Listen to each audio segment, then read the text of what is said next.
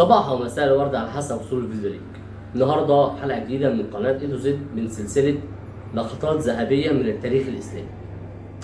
المشهد معركه كبيره جدا ما بين المسلمين وجيش الفرس.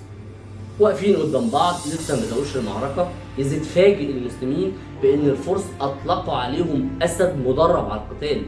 اسد طالع يجري عليهم بقوه بيزقر بشراسه انيابه نحو جيش المسلمين. تفتكر المسلمين يخافوا او يقلقوا؟ لا ما اعتقدش. اذ بواحد من المسلمين ينطلق زي السهم نحو الاسد، مش العكس، مش الاسد اللي بيجري نحو الراجل، لا، الصحابي هو اللي بيجري نحو الاسد، كالاسد الذي يهجم على فريسته. الصحابي هو اللي بيهجم على الاسد، ودارت معركه ناريه ما بين الصحابي والاسد، وانتهت بان الصحابي قتل الاسد بعده طعنات.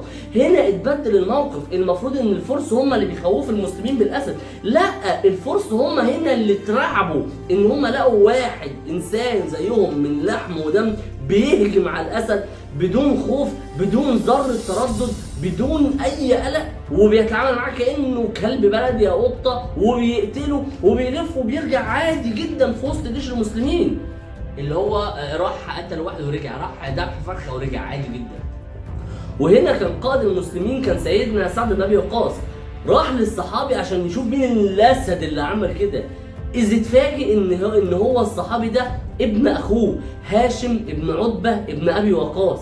وهنا سيدنا سعد بن وقاص قبل جبينه، يعني هو باس ايده، لكن سيدنا هاشم قال له ما لمثلك ان يقبل جبيني، ونزل باس رجله، لان سيدنا سعد بن ابي وقاص برضه كان من الصحابه الكبار. وهنا بيعرفنا ان ساعتها المسلمين كانوا فعلا رجال، كان فعلا تاريخ ذهبي. تخيل ان واحد يخش في وسط المعركه على اسد ويقتله ويرجع، اللي هو ما كان داخل يتفسح كده عادي. وبس كده يا سيدي. وفي اخر حلقه لو الفيديو عجبكم انتوا عارفين هتعملوا ايه، ما تنسوش اللايك والشير والكومنت، ولو ما اشتركتوش في القناه انزلوا اشتركوا في القناه، ما تنسوش تشوفوا الحلقات اللي فاتت وتستنوا الحلقات الجايه. بصوا على المصادر. وبس كده يا سيدي.